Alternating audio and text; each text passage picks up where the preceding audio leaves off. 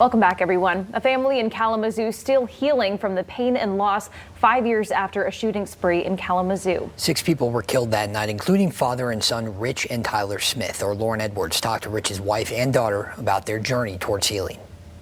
I love black roses, partially because it's a symbol of death and grief. And for Emily Smith-Lemmer, it's a symbol that brings her a lot of comfort, as it represents her father Rich and brother Tyler. I love roses because of their thorns, and they're such a beautiful flower.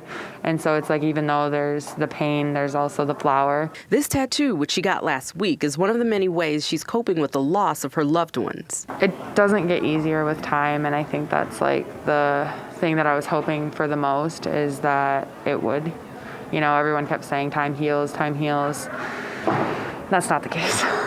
On the night of February 20th, 2016, Rich and Tyler Smith were killed while looking at vehicles at a Kalamazoo car dealership. In a way, it feels like it's been forever since I've, hugged my family members, since I have, seen them, heard their voice and things like that. In total, 6 people were killed during the shooting spree. 2 others were injured. Lori and Emily were devastated, losing 2 people who meant the world to them. I have felt guilty. I felt, like I shouldn't be happy, or if I do be happy, then they're not here to experience it with me. But Lori says what's gotten her through some of the hardest times over the past few years is her faith and her toddler granddaughter, who sneezes 3 times in a row, just like her grandfather. She's so funny. And we've told her, Grandpa used to do that. And she is very aware of, that Grandpa and Uncle TT, are in heaven.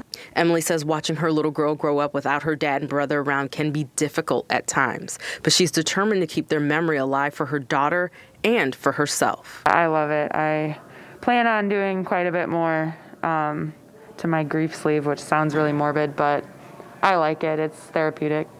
Lauren Edwards, Fox 17 News. And another thing that Emily says is helping her cope is dog training. She became a trainer after the shooting and says that she finds comfort in helping animals heal from their own pain. And we heard from her mom yesterday, too, about this loss. And it's so overwhelming even 5 years later. But like we said, it's nice to see that they do have that support. Exactly.